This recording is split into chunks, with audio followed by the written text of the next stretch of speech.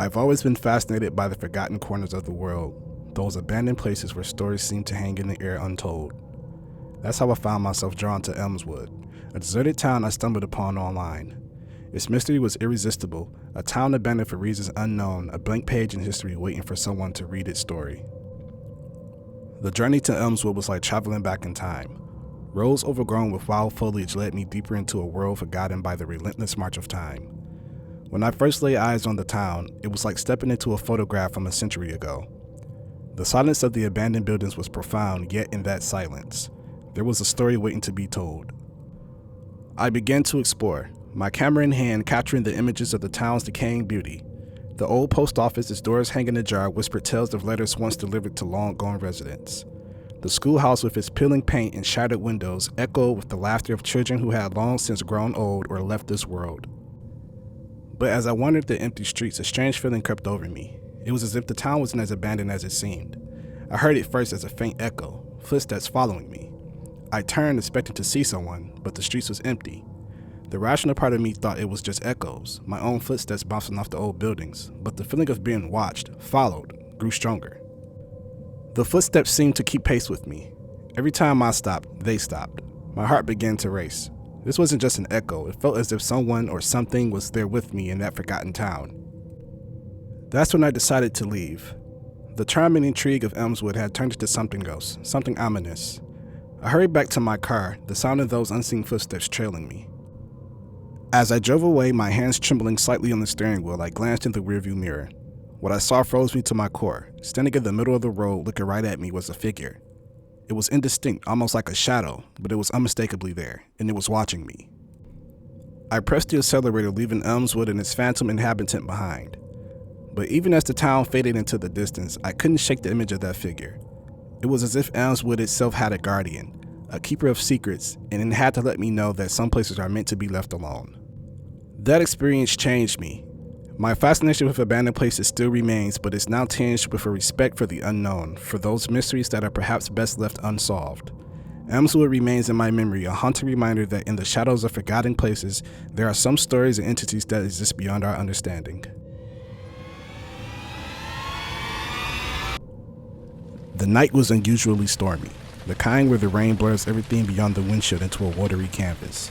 I was driving home from a late shift at work, the road almost deserted, illuminated only by the occasional streetlight. That's when I saw her. A lone figure drenched from the rain, thumb outstretched in the universal sign of a hitchhiker. Picking up hitchhikers wasn't something I usually did, but something about her, maybe the vulnerability in her posture or the way she seemed so desperately in need of help, made me pull over. She hurried into the car, a quiet thank you escaping her lips as she closed the door against the rain. She was young, probably in her early 20s, with a haunting sort of beauty. Her clothes were simple, a bit outdated as if plucked from another decade.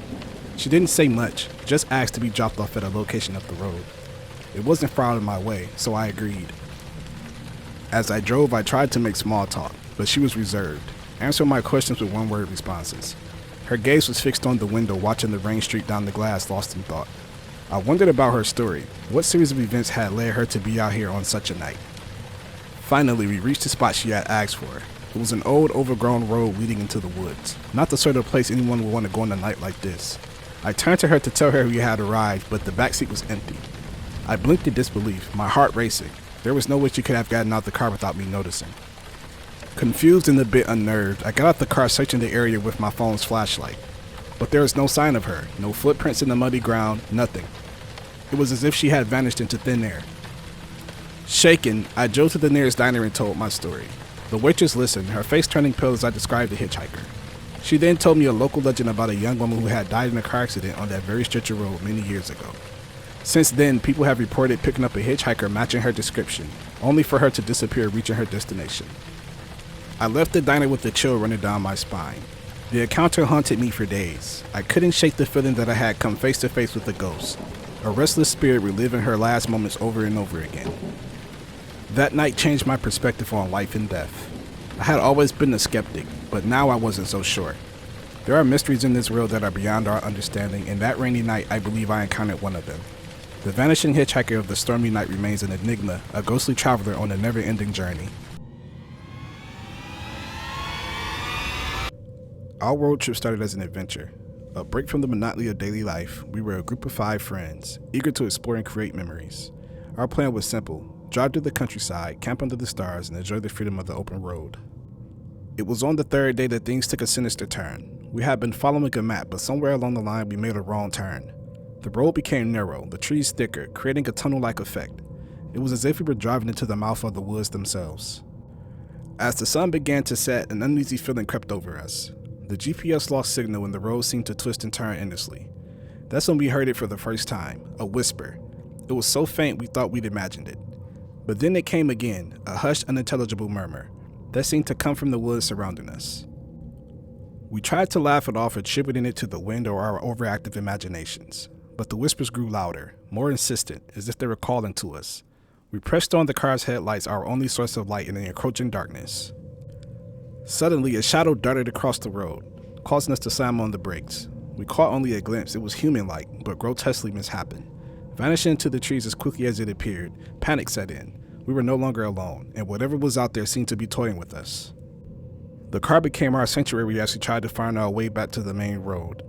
Every rustle of leaves, every snap of a twig sent shivers down our spines. It felt like the woods were alive, watching us, whispering about us. Then the car stalled. The engine went dead, plunging us into darkness. We were stranded, with only the pale moonlight filtering through the trees. That's when they emerged, figures barely visible circling the car, their whispers growing louder, more menacing. We couldn't see their faces, but we could feel their malevolent intent. In a desperate attempt, we tried the engine again, and to our relief, it sputtered to life. We drove as fast as we dared, the road a blur of shadows and twists. The figures chased us, keeping pace with the car, their whispers a cacophony of unintelligible sounds.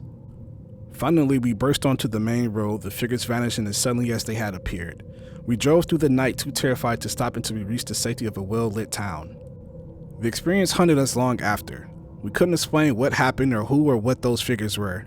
The whispers, the shadow across the road, the chilling chase, it was as if we stumbled into a nightmare. The woods had felt alive, malevolent, and we had narrowly escaped its grasp. We never went on a road trip again, and we never spoke of that night.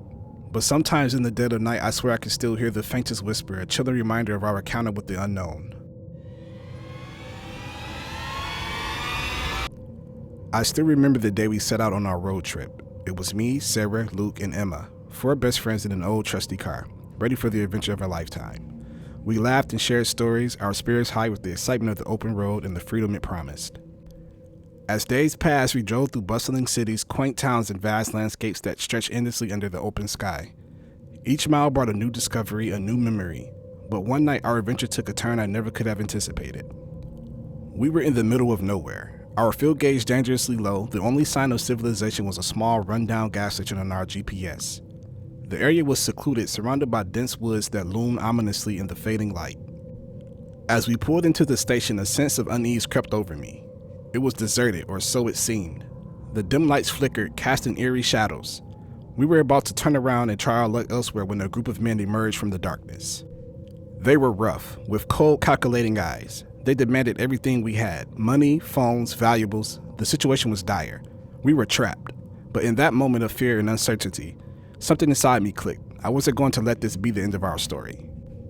Without thinking, I slammed my foot on the accelerator. Gunshots shattered the silence of the night as we tore away from the gas station. Glass from the back window sprayed across the car. Sarah screamed, Luke shouted directions, and Emma clung to her seat.